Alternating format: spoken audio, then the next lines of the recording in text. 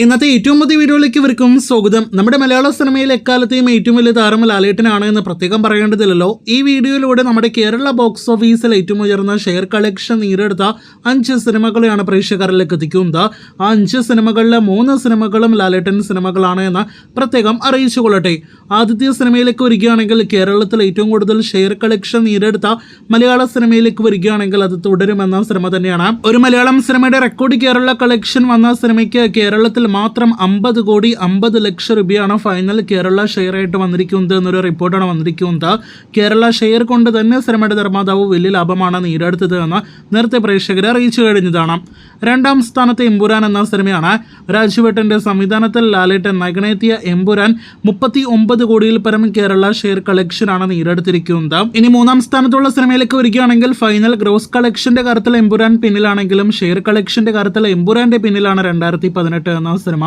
2023 ഇൻഡസ്ട്രീറ്റ് വിജയം നേടിയെടുത്ത സിനിമ കൂടിയായ തുടരും എന്ന സിനിമ ഇൻഡസ്ട്രീറ്റ് റെക്കോർഡ് മറികടന്ന 2018 36 കോടി ഫൈനൽ കേരള ഷെയർ ആയിരുന്നു നേടിയെടുത്തത്. നിർമ്മാതാവിന് കേരളത്തിലെ തിയേറ്ററുകളിൽ നിന്ന് മാത്രം കിട്ടുന്ന തുകയാണ് കേരള ഷെയർ എന്ന് പറയുന്നതെന്ന് പ്രത്യേകം അറിയിച്ചുകൊള്ളട്ടെ.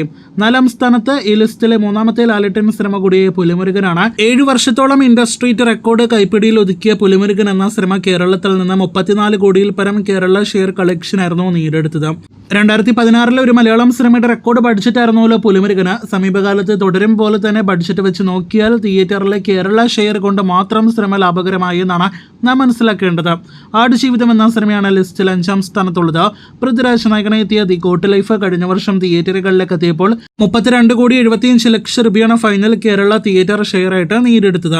അപ്പോൾ ഈ വീഡിയോയിലൂടെ പ്രേക്ഷകർ അറിഞ്ഞിരിക്കുന്നു മലയാളത്തിൽ ഏറ്റവും കൂടുതൽ നിർമ്മാതാവിന് കേരള ഷെയർ നേടിക്കൊടുത്ത സിനിമകൾ ഏതൊക്കെയെന്ന്.